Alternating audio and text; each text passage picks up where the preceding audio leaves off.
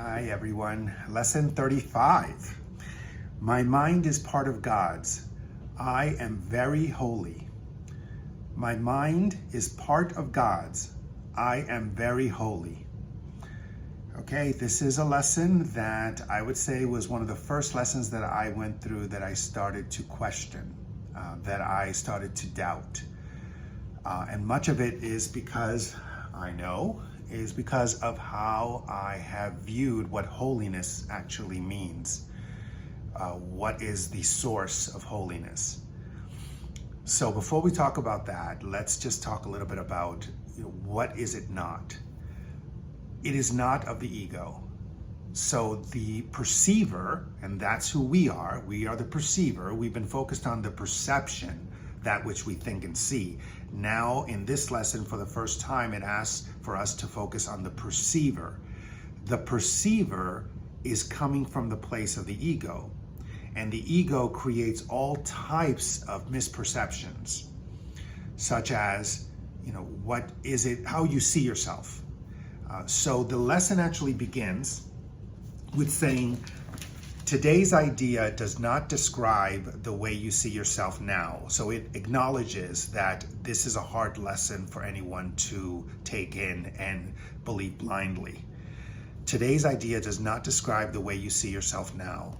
It does, however, describe what vision will show you. So when we talk about true vision, it says that true vision will show you holiness. True vision does not only show your own sense of holiness, it will show you the holiness of all things. So if the ego tries to convince you that yes, you are holy, but someone else is not, then you know it's coming from a false sense of self. But true vision will show you that all is holy because all is in the mind of God, including your own mind. It is difficult for anyone who thinks he is in this world to believe this of himself. Yet, the reason he thinks he is in this world is because he does not believe it. It is difficult for anyone who thinks he is in this world to believe this of himself, that he is holy. Yet, the reason he thinks he is in this world is because he does not believe that he is holy. So it's a wonderful introduction, as most of these early lessons are, to the idea that there is a difference between what the ego perceives and what the spirit knows.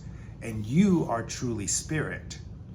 And being spirit, you are truly holy. The exercise itself would ask for you to search the mind for, and it's a longer practice period, for the qualities and the attributes that the ego reveals to you. So you would say, I see myself as. So the qualities or the attributes that you see yourself as. I see myself as imposed upon. I see myself as disrespected. I see myself as selfish.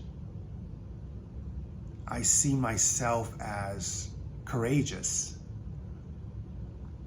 I see myself as virtuous, good or bad. It doesn't ask for you to discriminate which attributes you focus on. The ego just doesn't show you the bad attributes. It will also reveal to you the good attributes as well, but it will not reveal to you true holiness.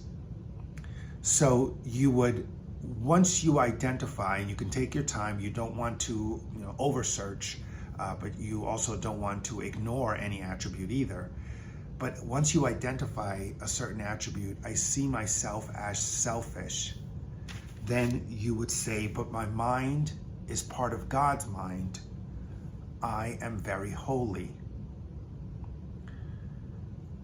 Take your time with this exercise. You are just exploring how you see yourself from the place of the ego. And you are declaring that your mind is a part of God's mind and that it is very holy. That is lesson 35. And tomorrow, the lesson we'll go deeper into this idea of holiness, because the ego will try to trick you.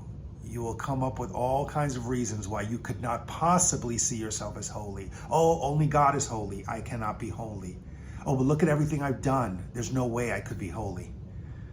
I'm deluding myself if I think I'm holy. But how much delusion are you experiencing if you see yourself as being less than, limited, as being bad, even evil?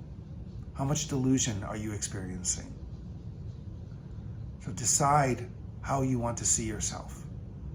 And believe, truly believe, that if you're going to set aside the ego and have true vision, that there's beauty, there's love, there's innocence, and there's holiness waiting for you.